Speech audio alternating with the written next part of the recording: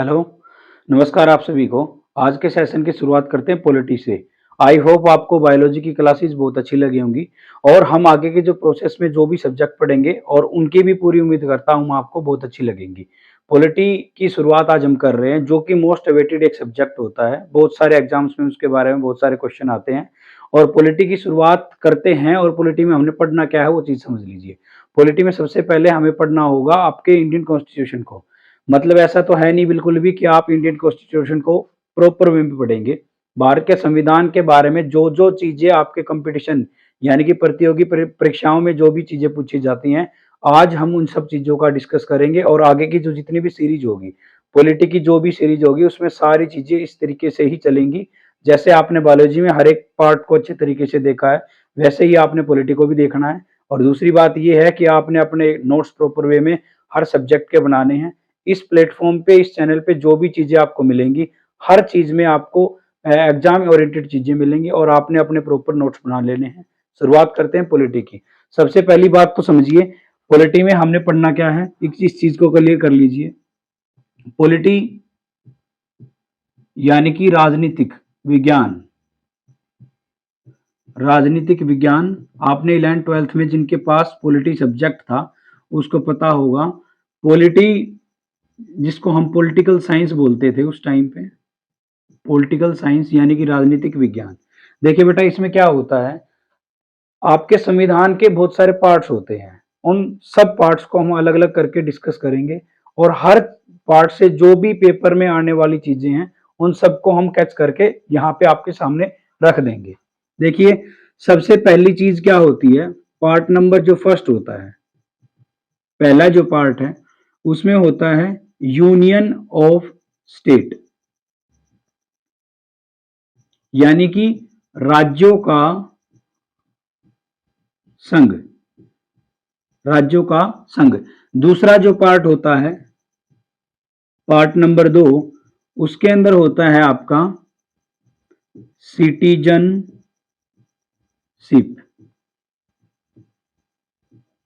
इसका मतलब होगा नागरिकता। तीसरा जो पार्ट होता है, पार्ट नंबर 3,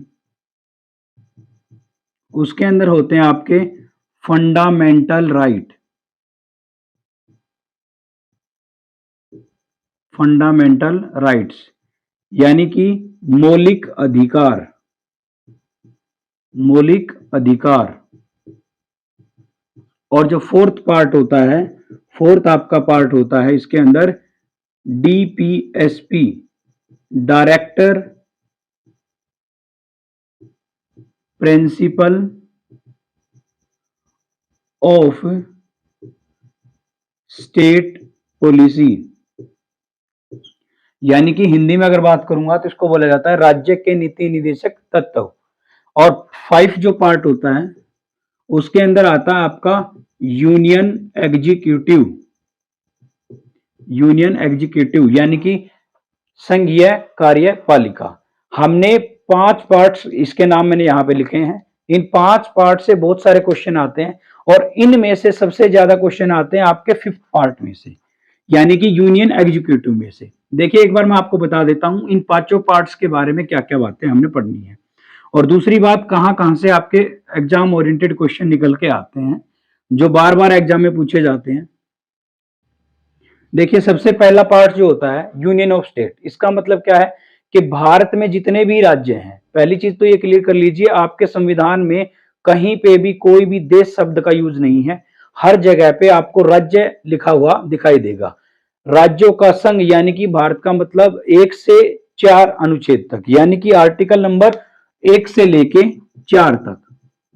आपका आर्टिकल नंबर 1 से 4 पार्ट नंबर 1, आर्टिकल नंबर 5 से 11 पार्ट नंबर 2, आर्टिकल नंबर 12 से 35 पार्ट नंबर 3, आर्टिकल नंबर 36 से 51 पार्ट नंबर 4 और आर्टिकल नंबर 52 से 151 पार्ट नंबर 5।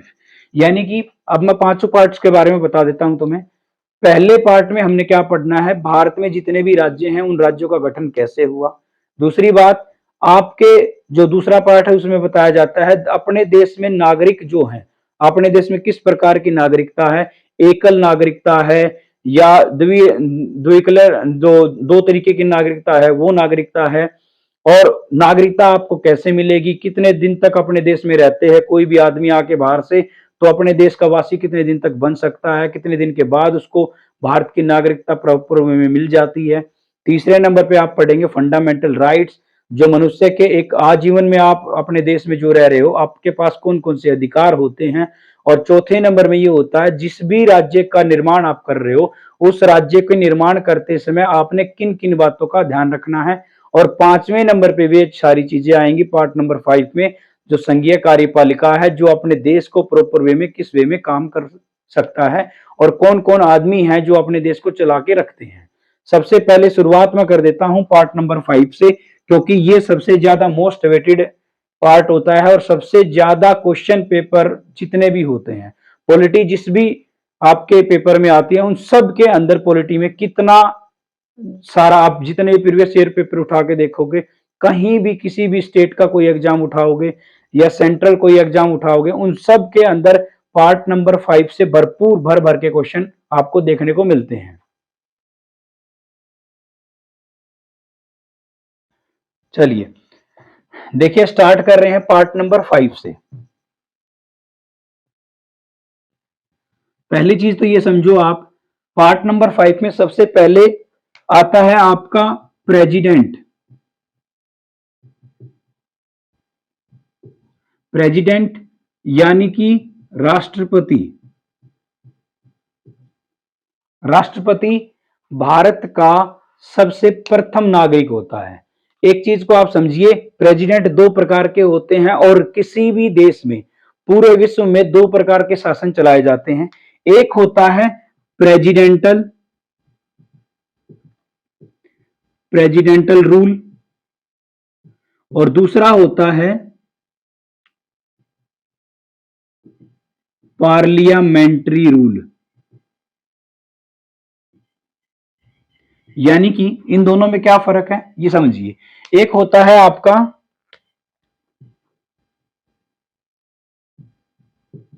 अध्यक्षीय कार्यपालिका और दूसरा होता है आपका संसदीय कार्यपालिका। अब मैं आपको एक बात बता देता हूं, भारत में संसद है और संसद है तो भारत में कौन सी कार्यपालिका हुई बेटा, संसदीय कार्यपालिका हुई भारत में। और आप मुझे कमेंट में ये बातें बताएंगे कि किन किन देशों के अंदर प्रेसिडेंटल रूल लगते हैं, यानी कि जिन जिन देशों के अंदर सिर्फ राष्ट्रपति होते हैं उनके आप नाम मुझे कमेंट बॉक्स पे बताएंगे। देखिए अध्यक्षीय कार्यपालिका का मतलब क्या है, बिल्कुल बेटा मोटा मोटा शब्दों में इन चीजों को समझेंगे और बिल्कुल सिंपल वे में, जैसे आपने बायोलॉजी को सिंपल करके समझा उसी तरीके से हमने पॉलिटी को भी ऐसे ही समझना है। देखिए प्रेसिडेंटल रूल जो होता है उसके अंदर हेड ऑफ गवर्नमेंट और हेड ऑफ स्टेट यानी कि कंट्री, यहां मैंने दो बातें लिखी हैं, हेड ऑफ गवर्नमेंट और हेड ऑफ कंट्री यानी कि हेड ऑफ स्टेट, जो आपके कॉन्स्टिट्यूशन के अकॉर्डिंग है। हेड ऑफ गवर्नमेंट का मतलब क्या है कि पूरे देश की सरकार को कौन चला रहा है।